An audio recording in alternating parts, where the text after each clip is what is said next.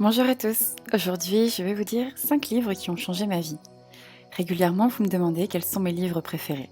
Pour cette première liste, j'ai choisi de vous parler manipulation, développement personnel et histoire inspirante. Et surtout, de livres que vous retrouverez rarement dans des listes de recommandations. Parce qu'il n'y a pas que la semaine de 4 heures et les 4 accords Toltec dans la vie.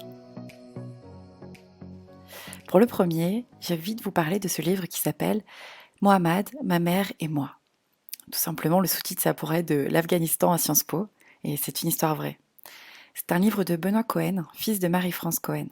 Cette dernière n'est tout autre que la fondatrice de Bonpoint et du concepteur Merci. C'est une histoire palpitante, poignante, qui nous pousse à ressentir de la gratitude pour notre quotidien. La maman de l'auteur accepte d'héberger un jeune Afghan grâce à l'association Singa, je mettrai le lien en description. Benoît Cohen raconte la vie du jeune homme et fait un parallèle avec sa vie de privilégié, un écrivain français à New York. Et si vous voulez une petite info en plus, j'ai eu le privilège, la chance de lire ce bouquin au bord de la piscine du Royal Monceau. Merci encore les copains pour ce cadeau. Et en faisant cela, je me suis pris une sacrée claque. Et je me rappelle combien j'étais reconnaissante d'avoir ma vie. Le deuxième bouquin dont j'ai envie de vous parler, c'est le livre qui s'appelle Attached en anglais. En français, c'est Les clés de l'attachement. C'est un livre écrit par Amir Levine. Et ce livre devrait être obligatoire pour qui voudrait être en couple ou pour tous ceux qui sont en couple. Et ça fait beaucoup de monde, je vous l'accorde. Pourquoi j'ai mis ce livre dans ma sélection? En fait, l'auteur explique les schémas de 3 personnalités. D'ailleurs, si vous voulez en savoir plus, vous pouvez vous rendre sur mon podcast La dépendance affective. Donc ces 3 personnalités sont l'anxious, en français ça va être l'anxieux, celui qui ressent de la jalousie, de la possessivité, de la dépendance affective, qui a une faible estime de lui-même. Il peut tromper son partenaire pour avoir de l'affection supplémentaire. Il y a le sécure, donc là celui-là c'est l'équilibre, l'absence de névrose, celui qui aime aussi bien être à deux qu'en solo. Et enfin la troisième personnalité, c'est le voidant. En français on pourrait dire l'évitant. Alors lui c'est le contraire de l'anxious. Il a peur de l'engagement, il a peur d'exprimer ses sentiments, il a un grand besoin de liberté et surtout il peut tromper son partenaire pour se prouver qu'il n'est pas attaché. Dans ce livre, Amir Levine explique pourquoi les anxious sont attirés par les avoidantes et met en avant l'importance de régler ces issues, ces névroses, pour devenir sécure, donc équilibré. Car oui, je vous le dis, si vous voulez être en couple avec une personne bien dans sa peau, non jalouse, qui a un jardin secret, qui prend aussi bien plaisir à le cultiver qu'à prévoir des vacances avec vous, il va falloir régler ces névroses. Une info en plus, ce bouquin m'a été conseillé par mon chéri. Il tenait très fort à cette reconnaissance et je le remercie. Le troisième bouquin dont je vais vous parler, bien évidemment, j'en parle régulièrement sur mon blog et sur mes réseaux, c'est Ce dont je suis certaine, d'Oprah Winfrey. Je sais, c'est peut-être le plus connu, et ce livre n'est tout autre que la biographie, l'autobiographie d'Oprah Winfrey. Et pourquoi je l'aime tant? Je ne connaissais pas vraiment le parcours d'Oprah Winfrey au début de l'ouverture de mon blog, et c'est en faisant mon test MBTI, je mettrai aussi le lien en description, que je me suis penchée de plus près sur cette légende vivante. Car oui, Oprah Winfrey et ENFJ, comme moi. Les particularités de ce profil, on va parler de leadership, d'empathie, d'altruisme, de courage. Bref, on aime prendre de la place quand une cause nous tient à cœur. Et on prend de la place tout court, je crois. Dans cette biographie, Oprah revient sur son enfance douloureuse et incestueuse, ses débuts à la radio puis à la télévision, ses doutes, son rapport à son corps, et nous partage ses moments préférés comme son chai tea latte de l'après-midi. Et par exemple, dans les pages, quand vous parcourez le livre, vous pouvez trouver des citations.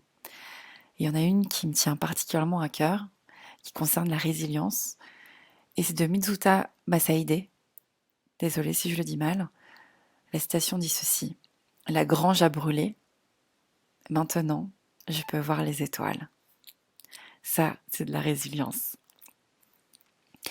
Le prochain bouquin dont j'ai envie de vous parler, c'est Les manipulateurs sont parmi nous. J'en parle aussi régulièrement sur mes réseaux, sur le blog. Que vous dire? C'est le livre qui a marqué un véritable changement dans ma vie.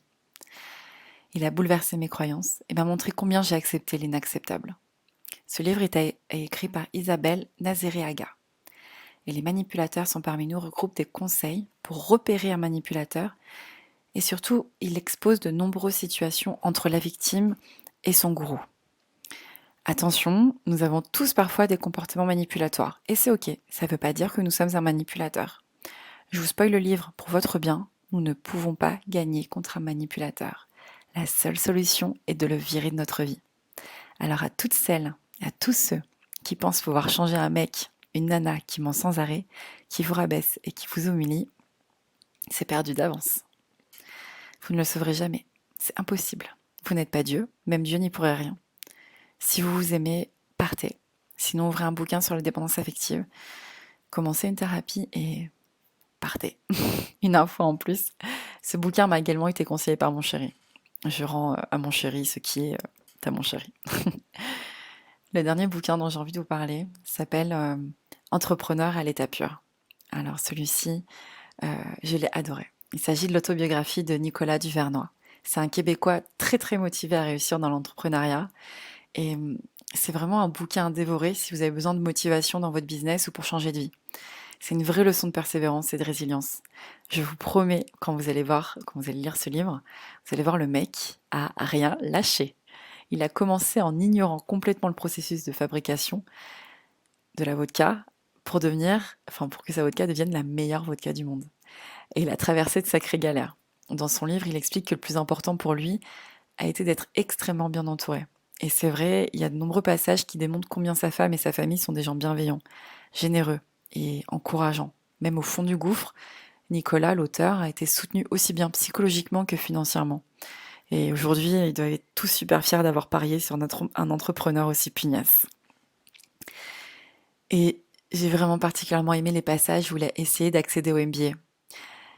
Et il n'a jamais réussi, jusqu'à devenir lui-même prof pour des élèves en MBA, alors qu'il n'a jamais voulu de lui quand il était étudiant. Enfin, pour les entrepreneurs qui passent par là, allez voir le site de Pure Vodka. Je le trouve particulièrement abouti et vendeur, surtout le Instagram d'ailleurs. Il a réussi à rendre la vodka glamour et attirante. Ce mec a vraiment tout compris. J'espère que ma sélection vous a plu. Et est-ce que vous en voulez d'autres? Vous me laissez des commentaires pour me dire si vous en voulez d'autres? À bientôt. Ciao. Merci beaucoup d'avoir écouté ce podcast en entier. Vous pouvez me soutenir dès à présent en m'attribuant 5 étoiles sur iTunes Podcast et en partageant mon épisode. Je vous dis à très bientôt avec un nouvel invité ou un nouveau sujet. Ciao!